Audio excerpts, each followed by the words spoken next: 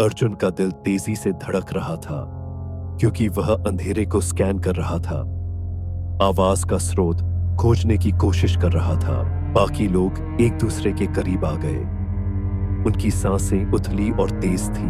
हवा घनी, लगभग दम घुटने वाली लग रही थी और तापमान हड्डियों को कंपा देने वाली ठंड में गिर गया था। कौन है? अर्जुन ने पुकारा।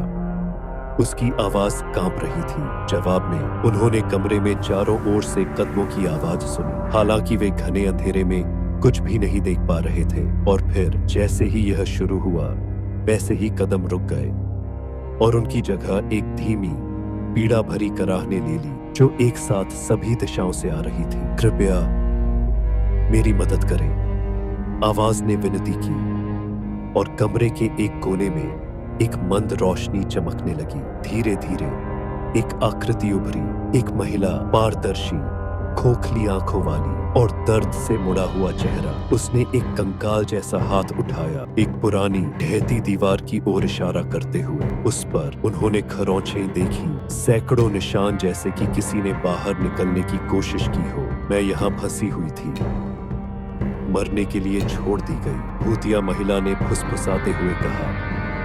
उसकी आवाज दुख से भरी हुई थी।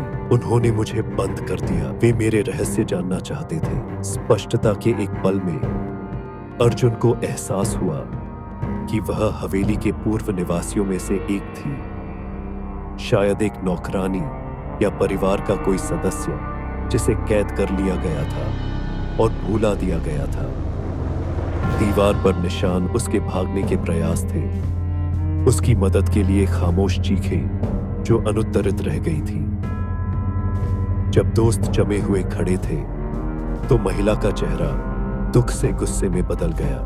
अब तुम मेरे साथ आओगे, उसने फुसफुसाया और उसका रूप फैलने लगा। उसकी उंगलियां पंजों में बदल गईं। अर्जुन और उसके दोस्त सीढ़ियों की ओर भागे, दरवाजा पीटते हुए उसे खोलने की बेताबी से कोशिश कर रहे थे। उनके पीछे भूत की हंसी गूंज रही थी। जैसे जैसे वह अंदर घुसती गई, उसकी हंसी और तेज होती गई। जैसे ही उसने उन्हें पकड़ने के लिए हाथ बढ़ाया, दरवाजा खुल गया और वे भागकर बाहर निकल गए। अपने पीछे उसे पटक दिया। हांफते और कांपते हुए वे हवेली से बाहर भागे। पीछे मुड़कर देखने की हिम्मत नहीं हुई, लेकिन जैसे ही वे जंगल के किनारे पहुंचे, उन्होंने एक बार फिर उसकी आवाज सुनी जो हवा में बह रही थी। तुम भाग गए हो सकते हो, लेकिन तुम कभी आजाद नहीं हो पाओगे। और उस दिन के बाद से वे उस महिला के दृश्यों से परेशान हो गए। उसकी खोखली आंखें दर्पण में दिखाई देती थी, उसकी फुसफुसाहट सन्नाटे में गूंजती थी, उन्हें भूले हुए तहखाने की याद दिलाती थी और यह वादा कि एक दिन वे वापस आएंगे।